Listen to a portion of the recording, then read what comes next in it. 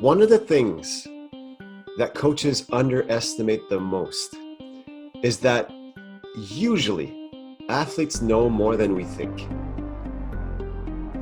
Athletes know more than we think. And we don't take advantage of that.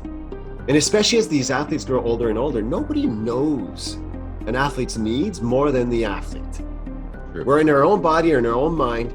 And the best coaches, like you mentioned, your football coach, they assess, they probe, they get the info, and knowing that that's going to be valuable for the advice they're going to give afterwards.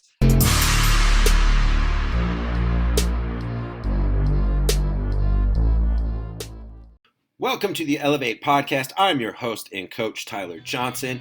Thank you for tuning in. If you are a return listener, I'd be grateful for your rating or review. And if you dig this episode, give us a like or share. And now, whether you've tuned in to elevate your mindset, your game, or just your day, you are in the right place. My guest this episode is a highly sought-after expert in mental performance coaching. His clients are proven winners, Olympic gold medalists, Cirque du Soleil artists, Super Bowl and X Games champions, NHL superstars, surgeons, pop stars, and corporate leaders. He is also a best-selling author. I highly recommend his books, Train Your Brain Like an Olympian, and the other Team Chemistry. Those and all the other books are linked up here. Welcome to the Elev8 podcast, Jean-Francois Menard.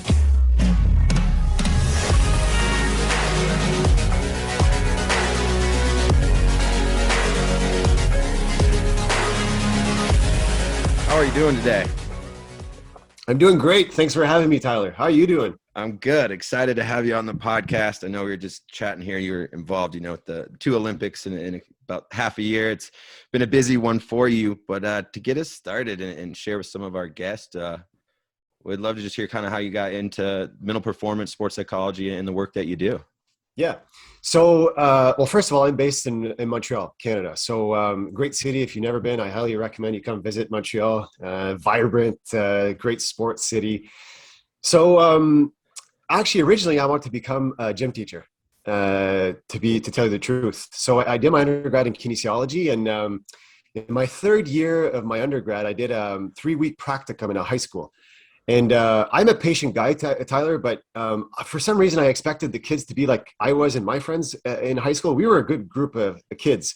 And the kids that I taught they were awful. They were not listening to me. It was so tough. So anyways, all that to say that it got me thinking. I was like, wow, do I really want to do this? And ironically, I would say arguably the best sports psychology master's program maybe in the world was at the University of Ottawa. About 2 hours from Montreal here, our national capital in Canada. So at the same university where I was doing my undergrad. And, the ones who know sports psychology, like Terry Orlick, who was a legend and unfortunately passed away a few years ago, Penny Wertner and other great sports psychs were teaching in that program. So I was taught by some of the best. I knew it then, it was a great program, but I know it now that I've been out of the program for 15 years and earning a living doing this, right? So that's my academic background. I started my PhD after my master's, but I only did about a year and a half because I applied for a job at Cirque du Soleil, the circus company. And I was 25 at the time, green, no experience. So I didn't think I was going to get the job. And I did. To my surprise, I did. And that's where I started my career as a mental performance coach. So what was that like? Because I've been to the Beatles Cirque du Soleil show, loved it. Yeah. I've seen one or two other ones that, I just kind of like watch those shows just with your jaw dropped. And I know I've seen some, rehearsals and stuff in the background, and they rep. But what's it like kind of training that kind of performance and athleticism? Totally. Well, first of all, I got to work with artists that came from all over the world. So I got to work with artists that came from over 40 different nationalities. I was working with trampolinists, with jugglers, with fire spitters, with clowns. So the variety was unbelievable. And most of the time I was working through an interpreter because most of them didn't understand English. So that was a big change for me because you rely on a third person to make sure that the information you're sharing is translated correctly, but you don't know, right? And so that dynamic was quite unique. What was what was really unique about Cirque is the amount of performances they do per year. You know, some of these Vegas shows, they do the same show 475 times a year. Wow. Like think about that for a second. So Right. we could just have a podcast and talk about consistency. Like, you know, Yeah. there are these things that they do that allows them to be just as great on show number 50, 175, and 425 during the year. So Yeah. in terms of rest and recovery and making sure that they remain sharp towards their act. But it was awesome. I mean, I spent 5 great years there, and I was quite young in my career, and I got to do so much volume. Like in 1 week, I could conduct 10 workshops and do about 15 or 20 coaching sessions. And so it was I like to say that I finished my PhD, but a practical one, not a theoretical one. Gotcha. Yeah, no, it sounds So, like a fascinating experience. And one of your books, and we've got your books linked up here to the podcast, but it's called, latest one, Team Chemistry. So Cirque got people from all over the globe, all different skills, creating this performance. What elements of team chemistry are present there that you also see in athletics that are so vital to success? Right. So first of all, the reason my co-author and I, Andre, called it team chemistry is because of the famous slogan we use especially in the world of sport. When a team gels and they work well, we say, there's chemistry within the team. And actually in French, because my first language is French, we use the same expression, chimie d'équipe, which is a translation of team chemistry. And ironically, Andre and I, the courses we liked the least in high school were the chemistry classes. We couldn't stand those classes. Same. Okay, but Tyler, I bet you, like Andre and I, you do remember the periodic table of elements. You know, that famous table with all the elements, and there's 129, I think, separated in different sections. And when you combine different elements, you get molecules. So Andre and I always wanted to write a book together. He's a famous baseball coach, an amazing university professor who teaches coaches education classes, communication classes, and we were toying around with like how to structure a book. And so what we decided to do is we actually created a new periodic table of elements, but with leadership and coaching elements. And divided into different sections. So there's a section called creation. So creating your DNA, creating a positive culture, creating your vision as a team. The second section is called communication. So how to give feedback, how to communicate with people, how to connect with them. And I'll explain the sections, then I'll give a few examples. Sure. The third section is called collaboration. So, it's easy to say to work as a unit, but man, it's not that simple. It really isn't. And so we give a bunch of examples and tangible strategies you can use to make that happen. And the last section is called coordination. So how do you coordinate your people, your projects, so it actually makes sense? So a few examples. We wanted to write a book, Tyler, that kind of stood out. Like, there are so many books out there on leadership that says like, oh, the 7 habits of a great leader, just follow that and you'll be a great leader, which there's some truth to that. But Andre and I don't believe in recipes. We really don't, because every team is different. Every coach is different. And so the way we wrote the book is it's written in what we call a modular way. So you don't need to read one chapter to understand the next. You can hop from one chapter to another. Cool. And we wrote some stuff, like we have a chapter called The Hatchet, which we talk about every single coach at some point has to cut players to make his team.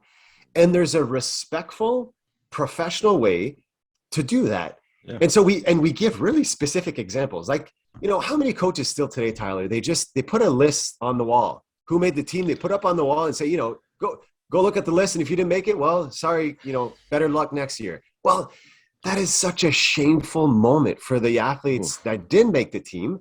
Yeah. And then you have some of your buddies that did make the team and they high five each other. And so just examples like that, where, we give examples of maybe set up a room where you talk to every individual, and there's one way to get into the room and there's another way to get out. So when you do get out, nobody sees you.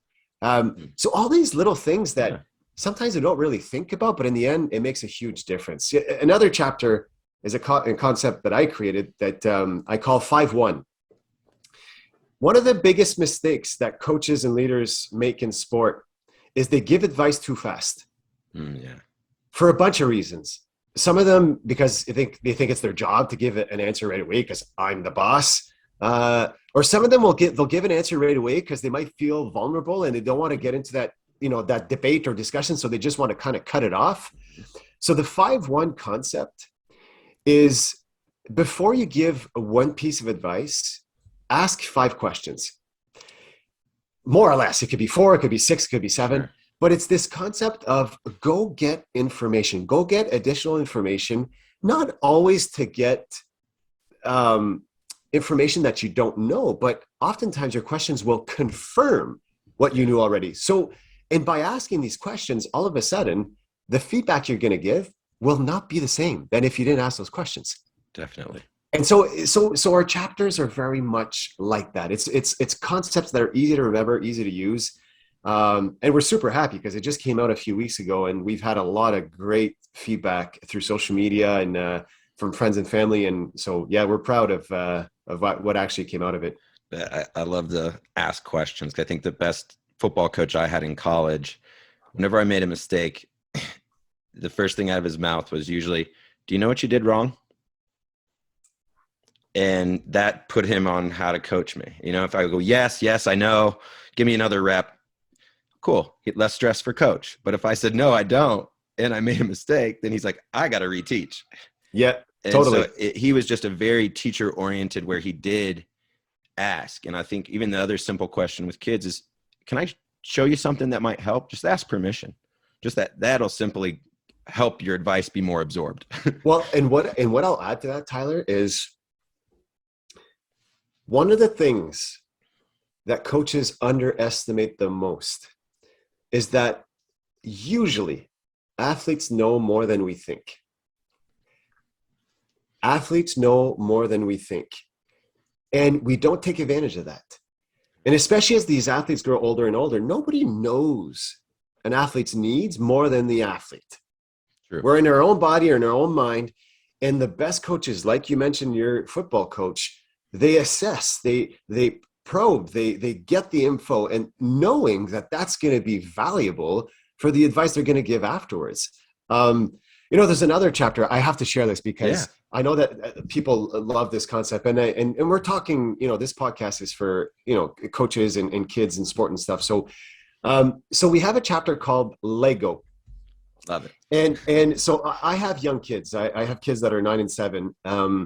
And most kids or many kids have played with Legos at some point in their life. And the way I tell the story in the chapter is about a parent and a kid, but in the end, it's totally relatable to a coach and an athlete. So when your child plays with Legos, let's say your child is 4 years old and they're in their room for about 30 minutes and they build this huge tower. Okay. And then once they're done, they get out of their room, they run towards their parents and they say, come, daddy, come, mommy, come see what I built. And they're all excited. And then you go into the room. What will 98% of the parents say when they see the tower? 2 words. Good job.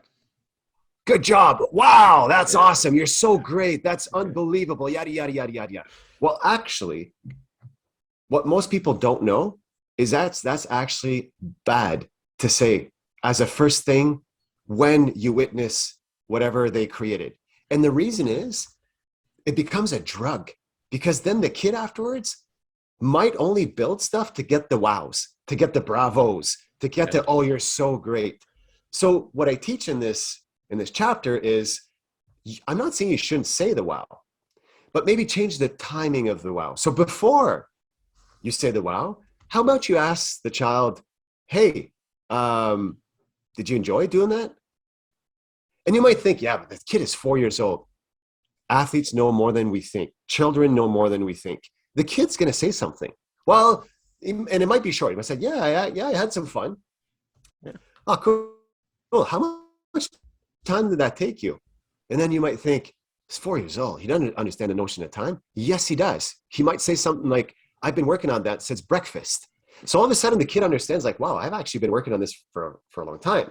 Then the next question could be, was that your original plan? Is that what you wanted to build, or was it something else? Yeah. The 4-year-old child will be able to answer that.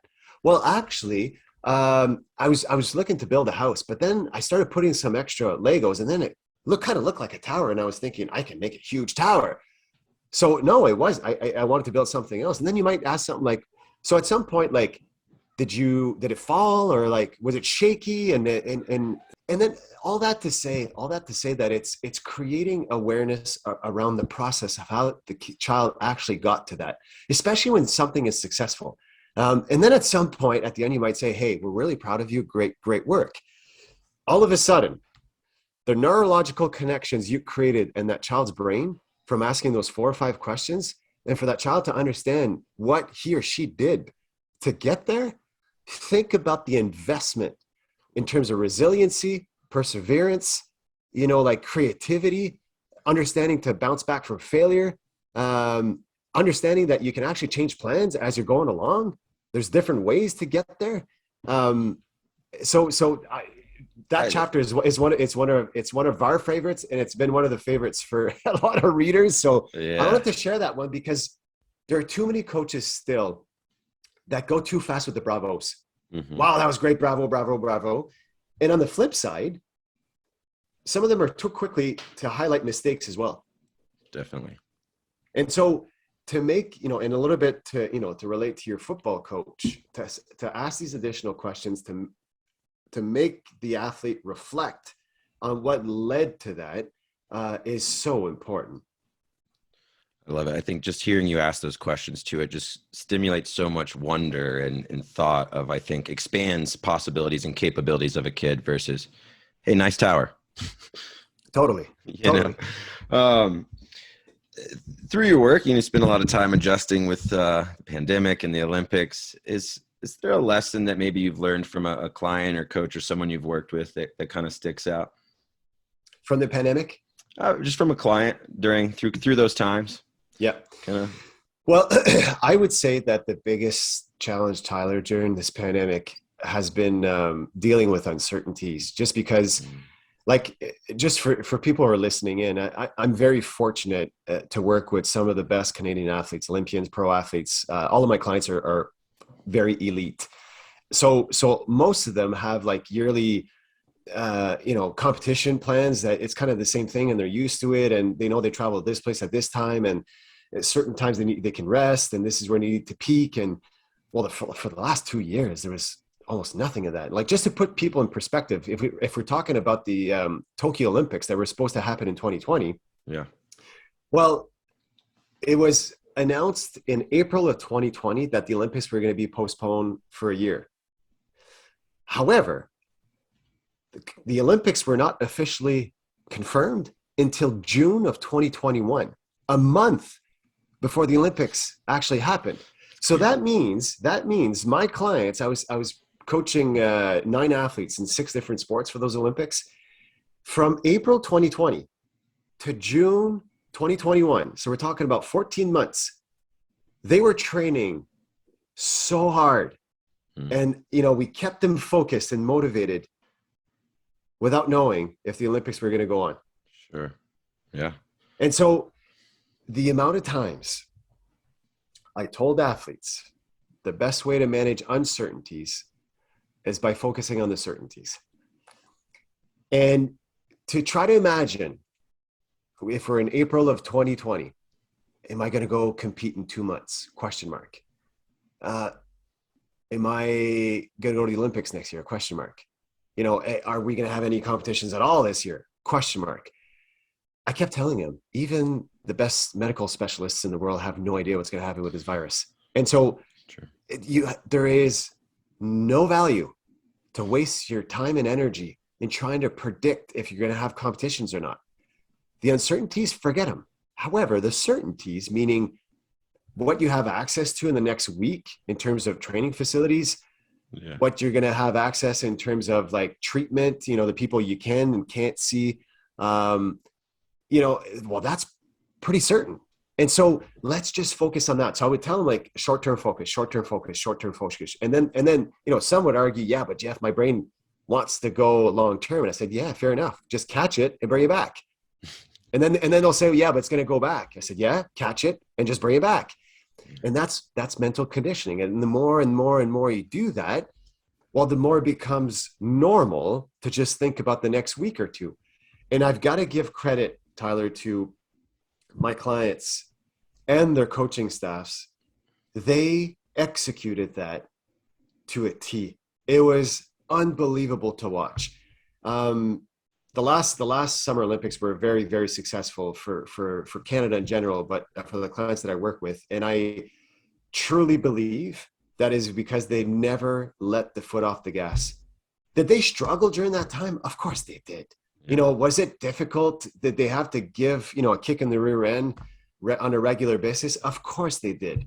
It was a lot of work, but I am so proud of them. And I really do think it's because they kept their focus on short term, so on the certainties in uncertain moments. I love it. I love hearing your enthusiasm about the people you coach. You can see, you can feel it even through a Zoom call. So I know your athletes can really enjoy it, I'm sure. What, as you teach mental skills, and there's a lot of them out there, is there one that you kind of love to teach right now, or you teach because it's a little more vital? Right. Listen, I'm not going to answer your question in terms of like which one is the most important or the most enjoyable. I'm going to answer your question more in what's kind of like the new age mental skill that we need to pay attention to a little bit more. Yeah. And the reason I say this is, for instance, mindfulness has been such a huge thing in the last several years. And I kind of chuckle when I hear this because it's a trend. Whereas mindfulness has been around for thousands of years. Like it's just someone that invented that word about 20, 25 years ago. And then everyone's doing it. And everyone says that they're mindfulness coaches, which you got to be careful with that.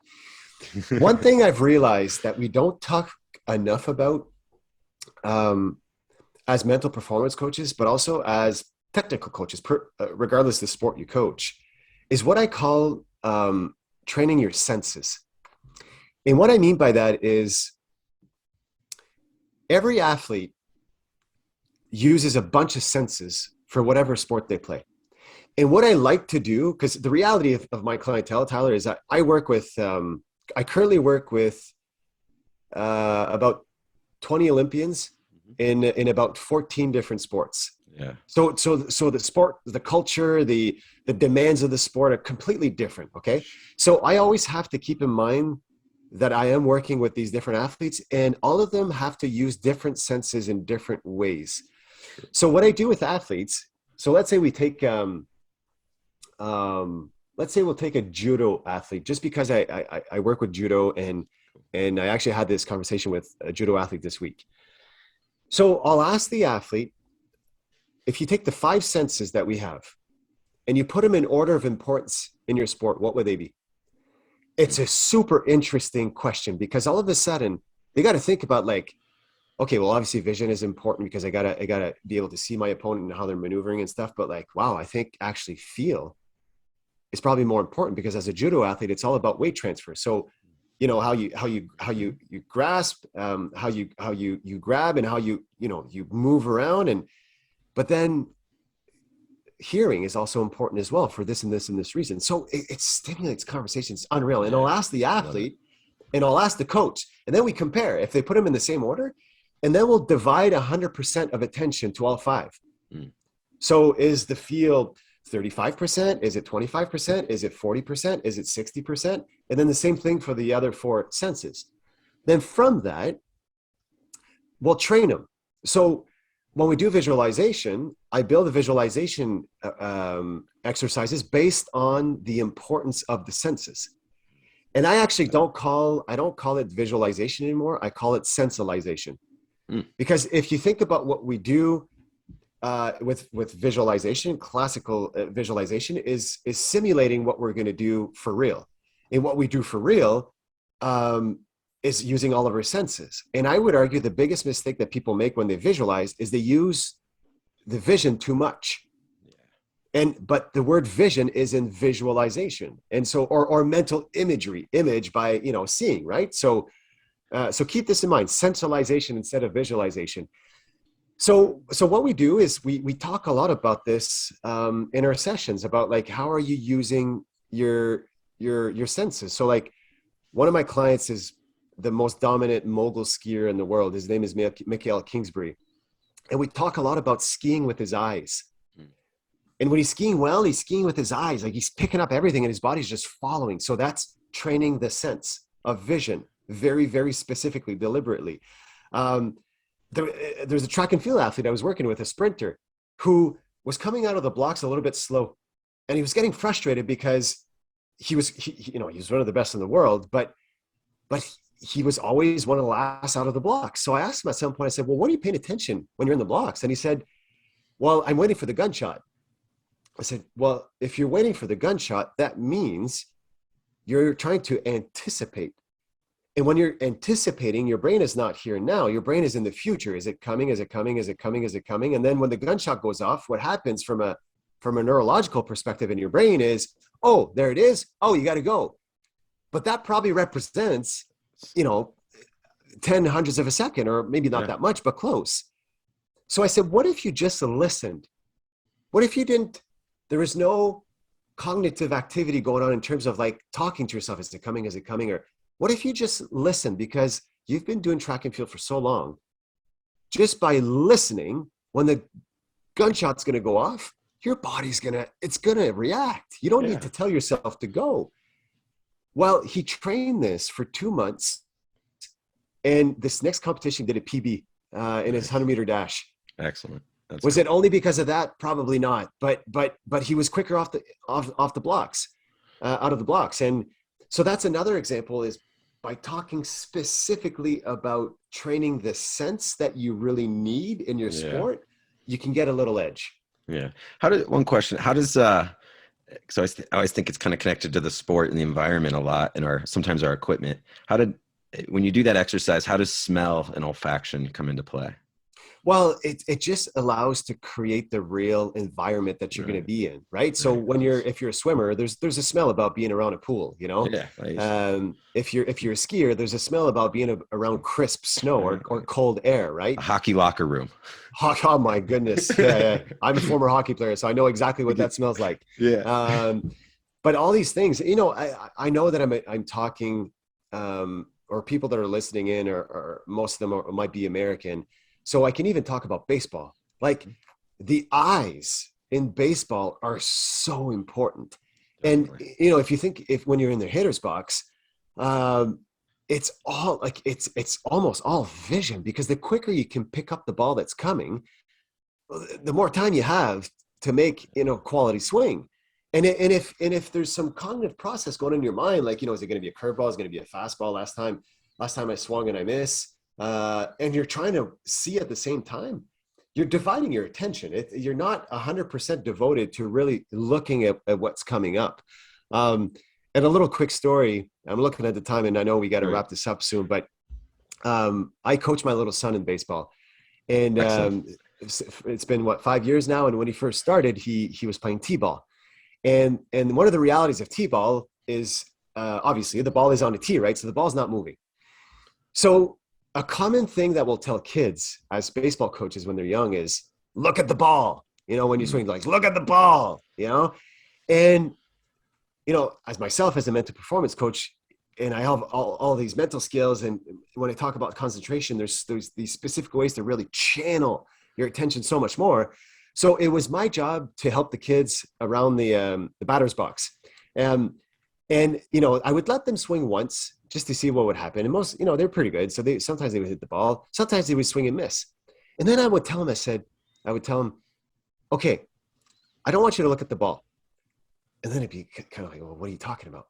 Then I would tell them, I want you to look at a stitch on the ball. And then they're like, well, which one? Because, there's several stitches, right? I said, well, pick one. Pick the one you want. And then they would, with their finger, think about it. The game's going on. You see the kid like pointing on the ball. Okay, that stitch, Jeff. I'm going to look at that stitch. All right. All I want you to do is I just want you to look at that stitch while you're swinging. Well, Tyler, 95% of the time, they would just crank it. That's awesome. And it was so funny, because they would start running at first base, and then they would look at me back at home plate and like, wow, that was magic. How'd you do that? And then, I would explain to them why that happened. But yeah, so training senses, I would say, is kind of like my fetish mental skill right now that I love talking about, and I think is really important regardless of which sport you play. I love it. Last question as we kind of wind up here. Your other book, Train Your Brain Like an Olympian. For those novice student athletes out there that were, maybe it's first time, like I got to start doing some mental game. What's a good place to start to begin that training? Well, listen, I often get this question, when do we start mental training? How young? And I've been coaching my kids since they're born. And they don't know that I'm doing mental performance coaching with them, but ever since they've been young, I've been teaching them how to breathe properly before going to bed, or I'll ask them to think about their upcoming day, to visualize themselves being in class and enjoying the moment, and keeping it really simple. Or I'll ask them about if they could tell me 3 great things about their day. So just highlighting little wins, right? So I don't think there's a specific age to start. You just got to adapt the terminology and, the way you bring it up with how old the child is, or, the teenager, or whatever age. So my book, Train Your Brain Like an Olympian, I wrote it in a very strategic way. The book is all about the mental skills that I teach elite athletes and how we can use this in the workplace. Now, when I say workplace, it's very broad. Okay. Workplace meaning like if you're a teacher, or if you're a banker, or if you're a surgeon, or if you're, a football coach or a hockey coach, because it's all a workplace. And, maybe we don't get paid because a lot of it is volunteer work, but sure. But we're in a position where there is a lot of psychology that's happening. And so, again, my main argument against a lot of these sports psychology books out there is that sometimes they're too abstract. It's too it's difficult to understand, or it's not practical enough. Right. So that was my main focus when I wrote it. And one of the things in sport that's very unique that we don't do enough elsewhere is we use illustrations or diagrams, or we draw out plays for athletes to understand, so this is what I did. I have over 70 drawings in my book. Every time I talk about something, I drew it in the book. And this is actually my handwriting. Like if you're in my office with me and I'm doing it on my whiteboard. Gotcha. Cool. And given that it's geared towards the workplace, I also wrote it in a way that, well, first of all, I wrote it in a way that it's like I'm speaking to you. So it's like I'm actually coaching you.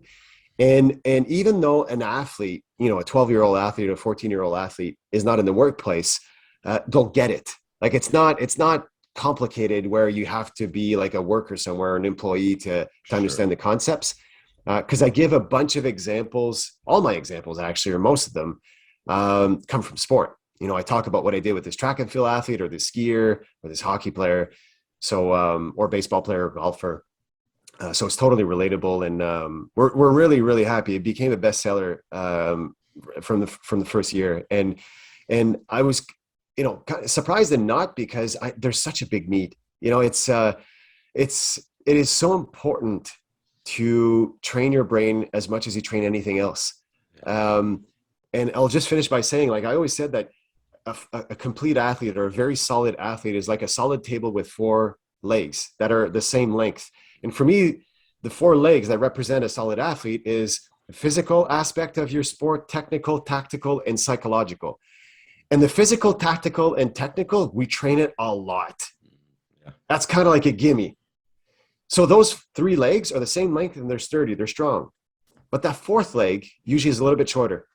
And if, like in training, where there's not much pressure or stress, and you rely more on the side of the table, if you sit on the table where it's more the physical, technical, tactical, yeah, it'll be sturdy. But the difference is in competition, it's a lot more psychological than physical and technical, tactical, right? Yep. So if that leg is not trained, that it's not as long as the other ones, it's going to be wobbly. And that's where, Tyler, the amount of phone calls and emails I get from coaches and parents that tell me, my athlete is great in practice, but is not able to transfer that into competition. Well, I just explained why. Yeah.